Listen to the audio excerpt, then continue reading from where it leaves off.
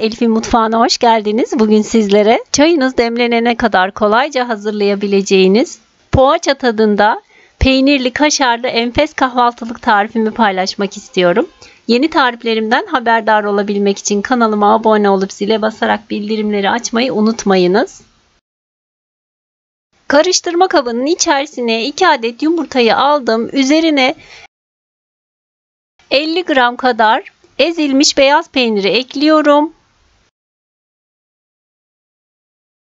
50 gram kadar rendelenmiş kaşar peyniri. 1 su bardağı süt.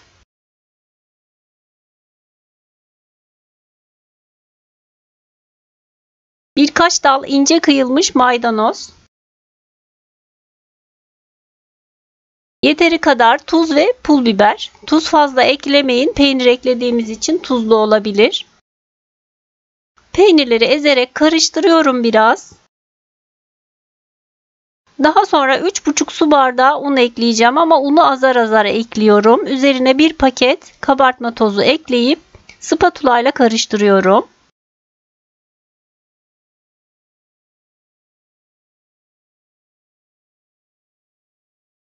Unun tamamını ekledim. Toplamda 3,5 su bardağı un ekledim.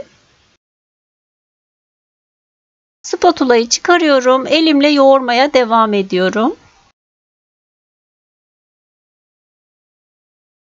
Ele hafif yapışan kıvamda bir hamur oluyor.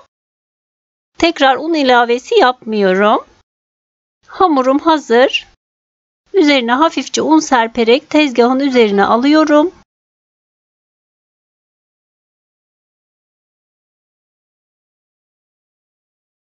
Hamuru ikiye bölüyorum. Daha sonra hafifçe un serperek, bakın videoda gördüğünüz gibi elimle bastırarak açıyorum. İsterseniz merdane ile de açabilirsiniz ama yumuşak kıvamlı bir hamur olduğu için zaten çok kolay bir şekilde açılıyor. Tavamın büyüklüğü kadar açıyorum hamurumu. Daha sonra hamur kesme aparatıyla dilim dilim kesiyorum. Bakın videoda gördüğünüz gibi. İsterseniz bıçakla da kesebilirsiniz.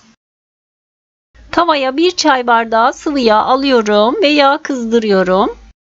Üzerine hamurumdan dilim dilim hamurumu yerleştiriyorum. Kızarmış olanları çeviriyorum. Orta ateşte kızartıyorum. Çok harlı ateşte olmasın.